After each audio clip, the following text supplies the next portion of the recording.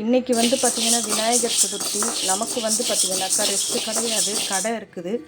அது மட்டும் இல்லாமல் ஒரு பொடி ஆர்டர் வந்திருக்கு. நம்ம கடைக்குமே வந்து பொடி வந்து காலி ஆகிடுச்சு. ஏன்னா இட்லி பொடி, தோசை அந்த மாதிரிலாம் போடுவோம்.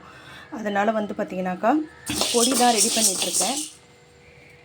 பொடி ரெடி பண்ணிக்கிட்டு வீட்டுக்கு வந்து சமையல் வேலையும் செய்யலான்னு இருக்கேன். இன்றைக்கி வந்து பசங்க வந்து வீட்டில் இருக்கிறாங்க. அதனால் ஏதாவது செய்யணும்.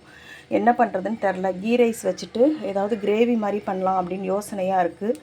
பார்க்கலாம் இன்றைக்கி என்னென்ன வேலைலாம் செய்ய போகிறேன்னு தெரில. உடம்பு வந்து ரொம்ப டயர்டாக தான் இருக்குது. டெய்லியுமே வந்து நான் கடை போடுறதுனால எனக்கு வந்து கொஞ்சம் டயர்ட்னஸாக தான் இருக்குது. இட்லி பொடிக்கு வந்து ஆல்ரெடி நான் எல்லாமே ரெடி பண்ணி வச்சுட்டேங்க.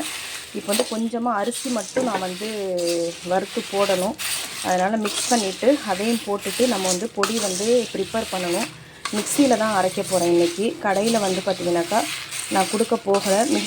மிஷினில் வந்து கொடுக்கல. மிக்சியிலே வந்து கொஞ்சம் கொஞ்சமாக நம்ம அரைச்சிக்கலாம் அப்படின்னு சொல்லிட்டு அரைக்கலாம் அப்படின்னு சொல்லிட்டு வேலை பார்த்துட்ருக்காங்க. இந்த வீடியோ பிடிச்சிருந்ததுன்னா லைக் பண்ணுங்கள், ஷேர் பண்ணுங்கள், கமெண்ட் பண்ணுங்கள், சப்ஸ்கிரைப் பண்ணுங்கள்.